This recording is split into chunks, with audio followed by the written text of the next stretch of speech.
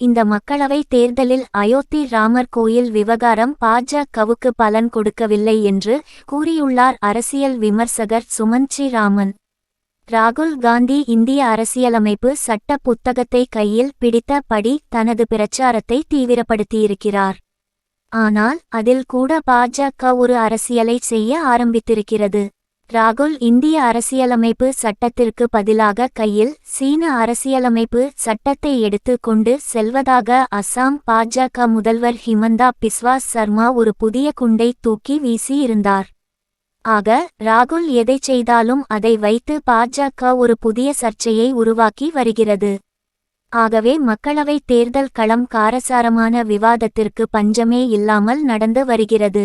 தமிழ்நாட்டில் முதல் கட்டத்தின் போதே தேர்தல் நடந்து முடிந்துவிட்டதால் அதன் தாக்கம் அல்லது பரபரப்பு பற்றி பெரிய அளவில் மக்களுக்கு தெரியவில்லை. இந்த மக்களவை தேர்தல் 7 கட்டங்களாக நடைபெறும் நிலையில் அதில் 4 கட்ட தேர்தல் ஏற்கனவே முடிந்துவிட்டது. இன்னும் 3 கட்ட வாக்குப்பதிவு மட்டும் நடக்க உள்ளது. 5ஆம் கட்ட தேர்தலுக்காக வடமாநிலங்களில் தேர்தல் பிரச்சாரம் உச்சகட்டத்தை எட்டி உள்ளது. மோடி ராமர் கோயிலை இடித்து விடுவார்கள் என்கிறார். நீண்ட கூடாரத்திற்கு ராமரை கொண்டு சென்று விடுவார்கள் என்கிறார். இப்படி அடுக்கடுக்கான புகார்களை காங்கிரஸ் மீது வைத்து வருகிறார்.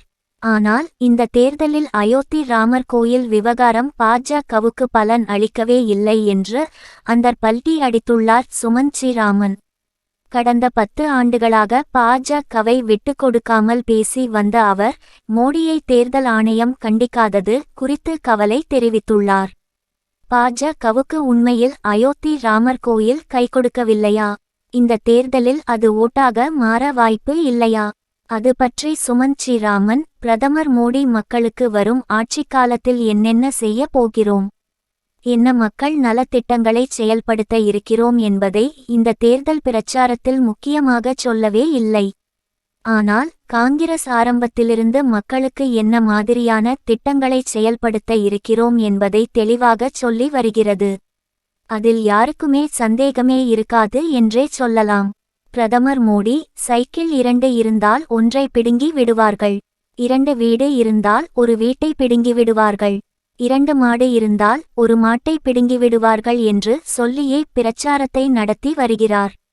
அதற்கு மாறாக காங்கிரஸ் தனது திட்டங்களை தெளிவாக மக்களிடம் கூறி வாக்கு கேட்டு வருகிறது. காங்கிரஸ் நியாய பத்திராவில் உள்ள திட்டங்களை மக்களிடம் பேசி வாக்கு கேட்கிறார்கள்.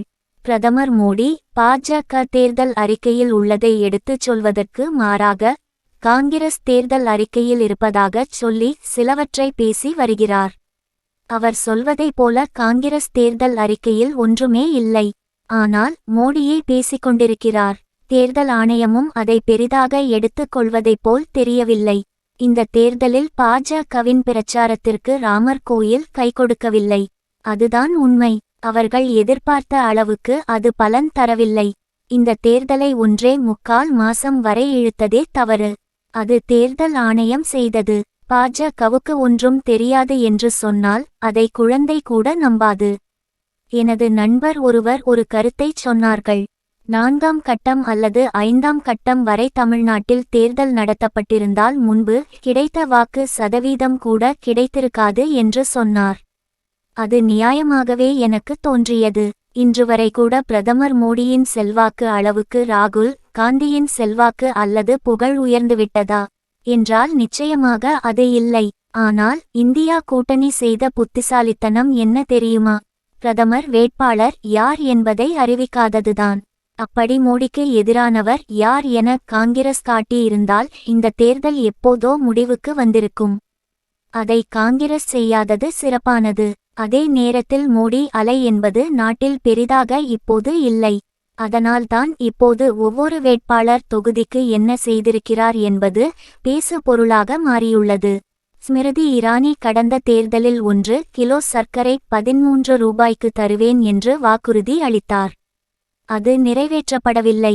அது இப்போது அமேதியில் மிகப்பெரிய பிரச்சாரமான அவருக்கு எதிராக திரும்பியுள்ளது. இந்த தேர்தலில் அரசாங்கத்தின் எல்லா அமைப்புகளுமே பாஜக பக்கம் உள்ளது. அளவுக்கு அதிகமான பணம் உள்ளது, அதிகாரம் உள்ளது, ஊடக பலம் அதிகம் உள்ளது. எனவே காங்கிரசும் பாஜகவும் சமமான பலத்துடன் மோதவில்லை. ஏனென்றால் பாஜக தனது கட்டுப்பாட்டில் அனைத்தையும் வைத்து கொண்டு காங்கிரஸை எதிர்க்கிறது. சம அளவில் போட்டி இருந்திருந்தால் நடப்பதே வேறாக இருந்திருக்கும் என்கிறார்.